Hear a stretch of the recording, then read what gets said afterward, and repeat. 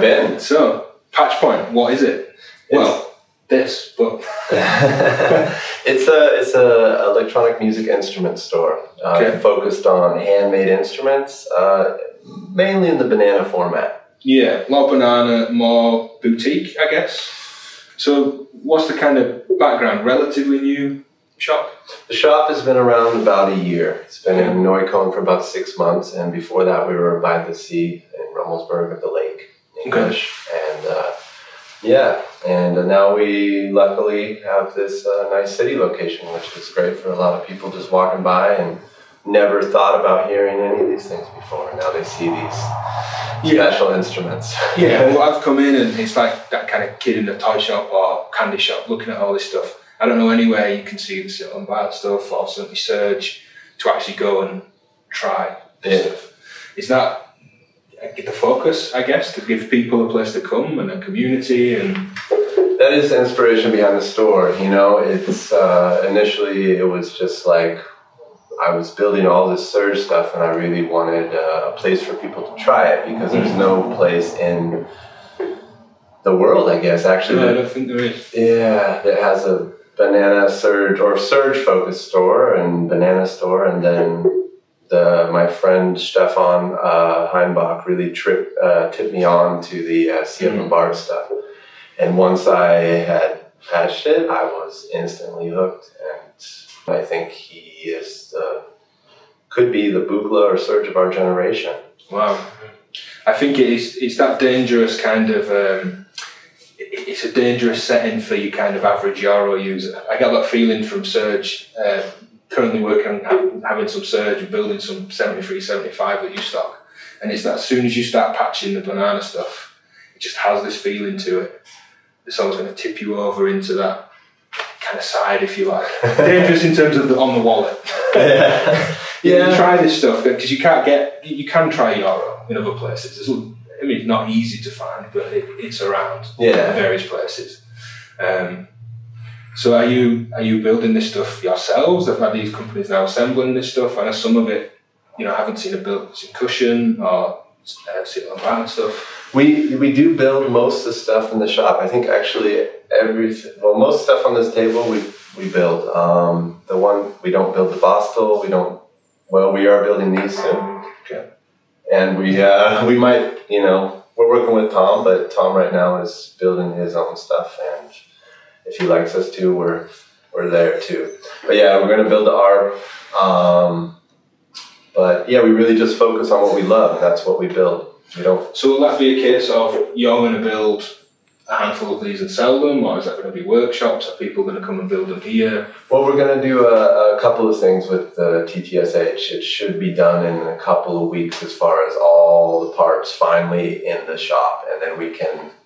So we're selling kits. We're going to probably have around 5 kits for sale on the site, and then we're going to have a workshop in Berlin. I would guess 4 people, 4 or 5 people. We're going to invite them in here, and they're going to have a guided workshop to build a TTSH, and then we are going to sell a number of them, and then we're going to work on a case. That's kind of the thing I'm kind of like toying around right now with, is how to make this thing fit in a tactile case and maybe integratable with Eurorack.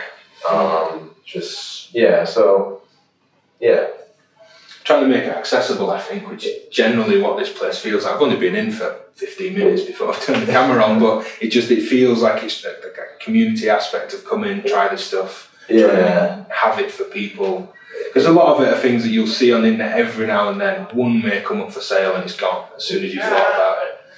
And that's kind of it. Yeah, I mean, the way we find this stuff is just with my ears, It's like if I hear something and I think it's incredible, it's like, okay, we're gonna, stuff that I would use or other friends of mine would use. It's really that's what we're focusing on. Cool. Let's go check out some of the gear. All right, sounds good. Thanks. Cool. Start with the Coca Quantas. Service center.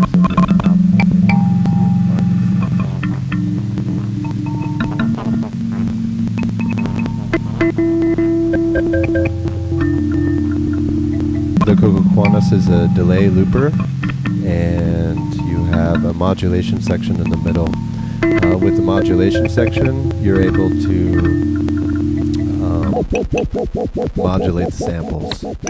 That's one thing. It's built on like a variety of oscillators, 5 of them, and they're joining with each other with pairs. By patching them to each other, you can activate them to work with each other. Then you get different unique modulations.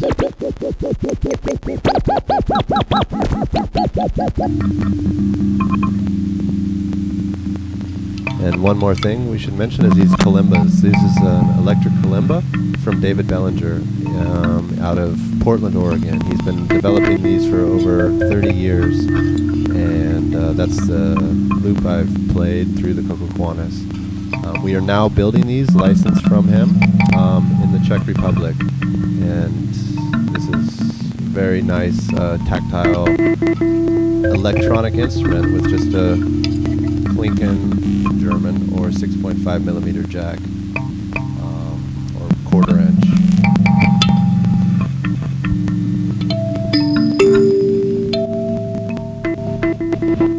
So I'm going to delete this sample and show you how to make a new patch with the Cocoquanas.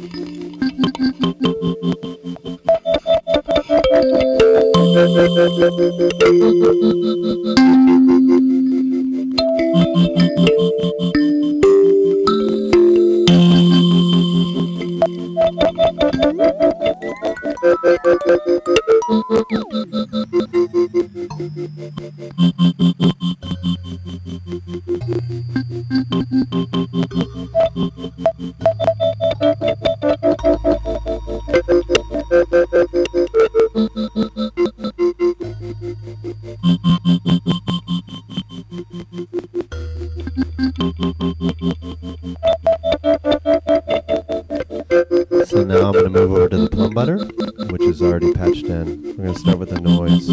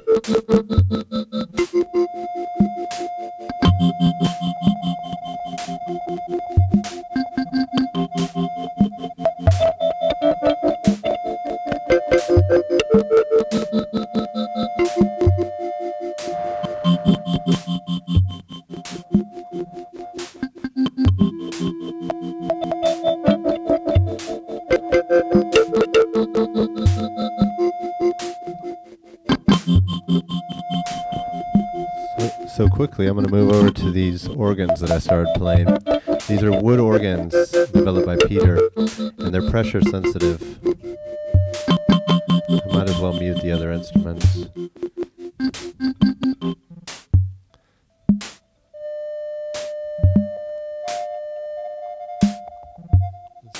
Incredibly reactive. And then you have the ability to patch them to themselves with these banana cables.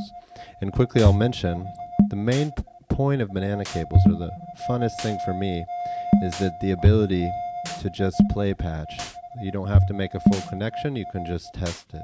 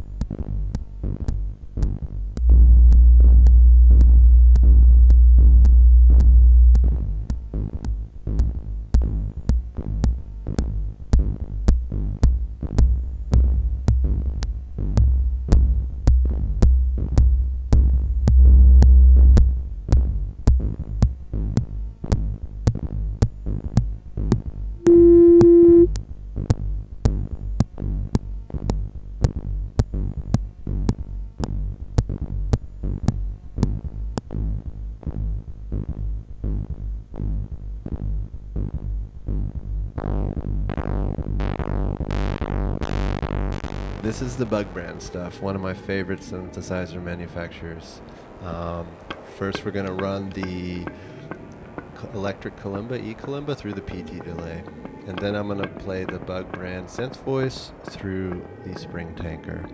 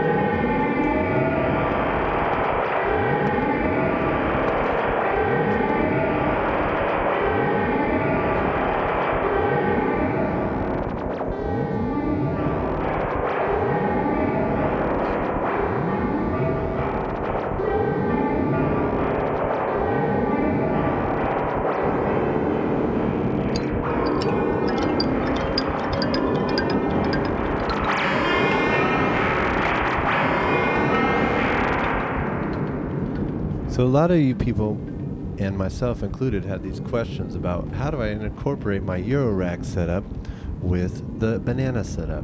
Well, Mr. Bug Brand, he showed me this cable he made. I mean, I made my own because he told me to, but he also sells them, and we also sell them. Basically, you have Eurorack on one side, and you have two banana cables on the other side. So you start by plugging the Eurorack into your Eurorack, as you would normally do. And then you plug the black one, which is the ground, into the ground of your system.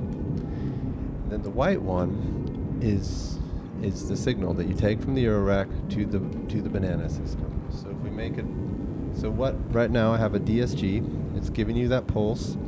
And so what I'm going to do is I'm going to open the filter with that pulse, and then we'll be able to hear.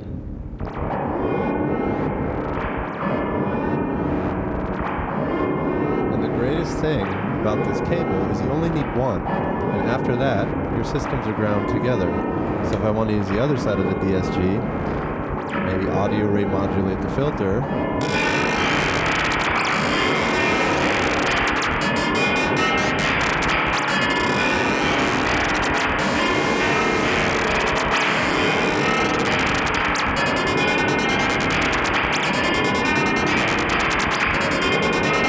then it really gives you a good time. So, thanks for coming, guys. Have a good day.